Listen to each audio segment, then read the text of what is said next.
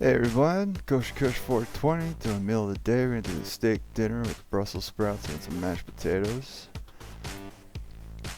We're gonna do a regular pan fry on this steak tonight.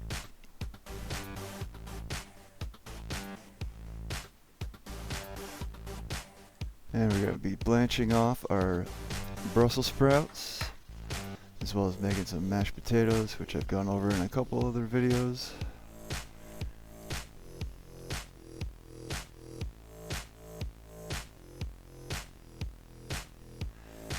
So this way that we're going to cook the steaks tonight is different than the other steak dinner video that I showed you, which is a reverse sear. So what we're going to be doing tonight is we're just going to be searing them off first and then cooking them off in the pan and just basting them away. So we've cut our little potatoes and set those aside onto the stove and started cooking them away. We're going to start boiling off those potatoes. Next we're cleaning our Brussels sprouts. So as we clean those, you're just going to peel off the first couple layers of leaves until you get a nice clean looking green head of what looks like a small cabbage.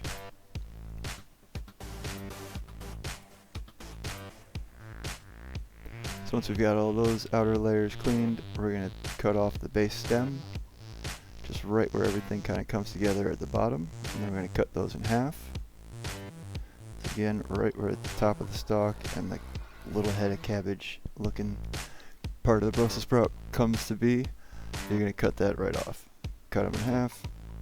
So once we've got all those done, we've got a pot of boiling water, heavily salted. Should taste like the ocean.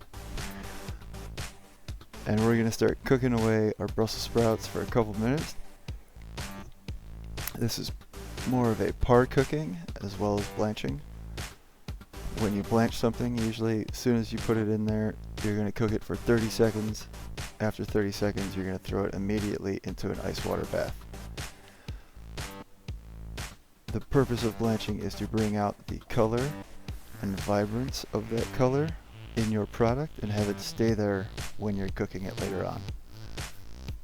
So for example, with like green vegetables like that, you're pulling all that chlorophyll to the surface of the plant, and then you're shocking it in the ice water, which is just going to hold it right there. So your Brussels sprouts are going to stay nice and green as we cook them away later on.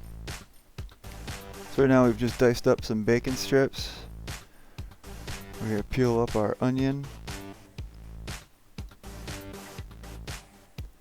Always work our clean surface, clean as you go.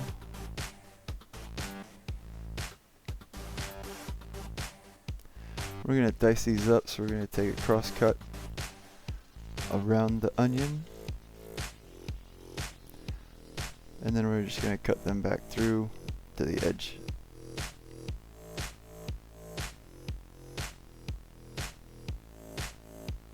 Any that you didn't get through because your knife didn't go all the way back, just finish them off that way. So next we're going to start to cook off our bacon, get that nice and crispy. And while we're doing that, we're also going to throw in our onions in a little bit once we have enough fat to start cooking those with.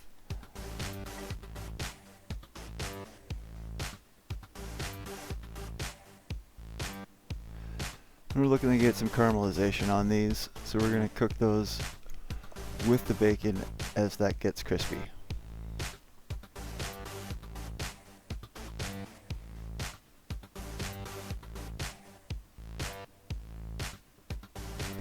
As all of that fat keeps rendering out of the bacon, you're essentially going to start kind of pan frying and deep frying, the onions within all that bacon fat.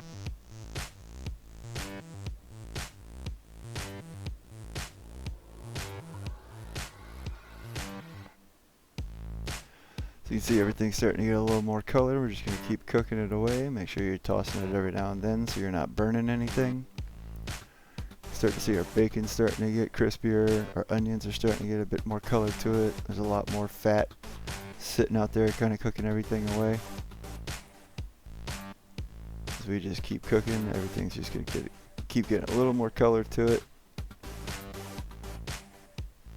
So now we're just going to add and finish off with our Brussels sprouts. And continue to cook those a little bit.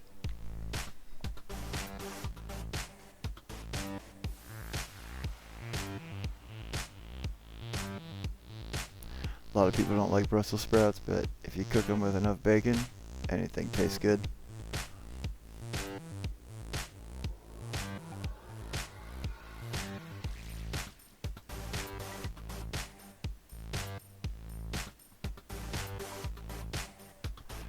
So we're going to season them up with just a little bit of salt.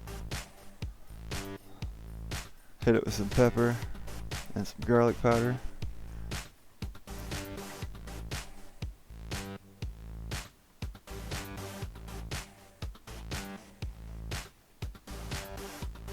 Make sure you give everything a good toss, so all your seasonings on everything.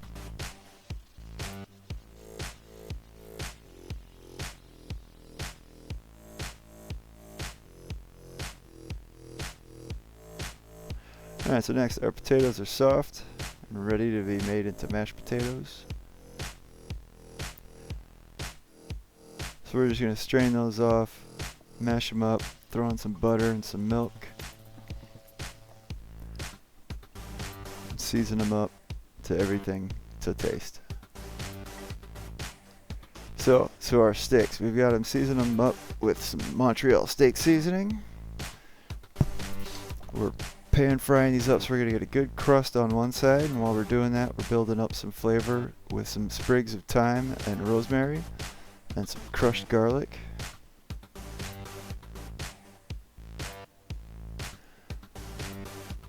These flavors will infuse the oil as well as the butter that we're going to add in here. We're just going to let all that butter melt down. Got a good sear on there, so now we're just going to start basting our steaks away and letting those kind of pan fry in all of that fat.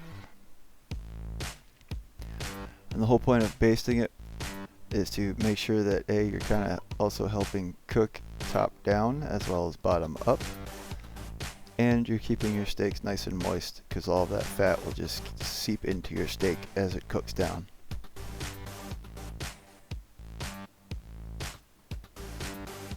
You're looking to get a nice good crust like we have on top on the bottom, so you can see when I just checked it right there, it wasn't quite done yet.